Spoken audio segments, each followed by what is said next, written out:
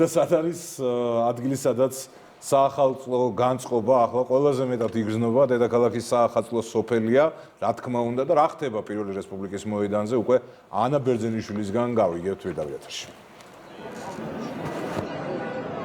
4 საათზე ნაკლები დრო რჩება ახალი წლის დადგომამდე.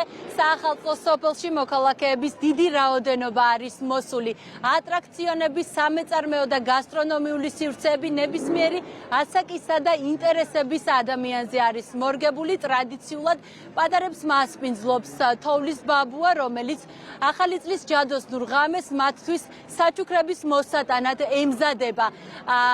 სიკეთით სავსე ქალაქში მოქალაქეების რაოდენობასთან ერთად საახალწლო განწყობაც ყოველ წუთიერად მატულობს. აქაურობა არის ძალიან ლამაზი და გირჩევთ მოხვიდეს. მე ვარ ჩემი მეგობრებთან ერთად და დედაჩემთან ერთად მოსული. აი ძალიან სილამაზია, ნაძვის ხე, ყველაფერი ატრაქციონები. ძალიან ლამაზად არის ყველაფერი. გილოცავთ დამდეგ ახალ წელს, სულ კარგად და გახარებული ყოფილიყავით. ყველაფერი ძალიან ლამაზად არის მორთული და მადლობა ხალხს რომ ესე კარგად აღნიშნებს ახალ წელს. ძალიან მიყვარს საქართველო, თქვენი კულტურა და ადამიანები. აქ ყველაფერი ძალიან ლამაზია. საქართველოში პირველად 2024 წელს შევხვდით და ახლაც წელსაც აქ ხვდებით ახალ წელს.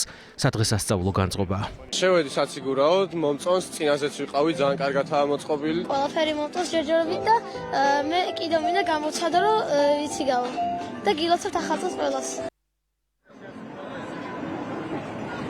თბილისთან ერთად ემზადება ახალი წლის დადგომისთვის რეგიონებით 64-ვე მუნიციპალიტეტში განსაკუთრებულად ემზადებიან 2026 წლის დადგომისთვის.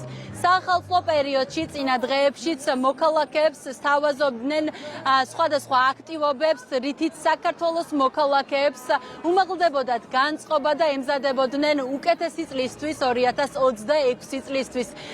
მე კი სიკეთით სავსე ქალაქიდან გილოცავთ დამდეგ ახალ წელს.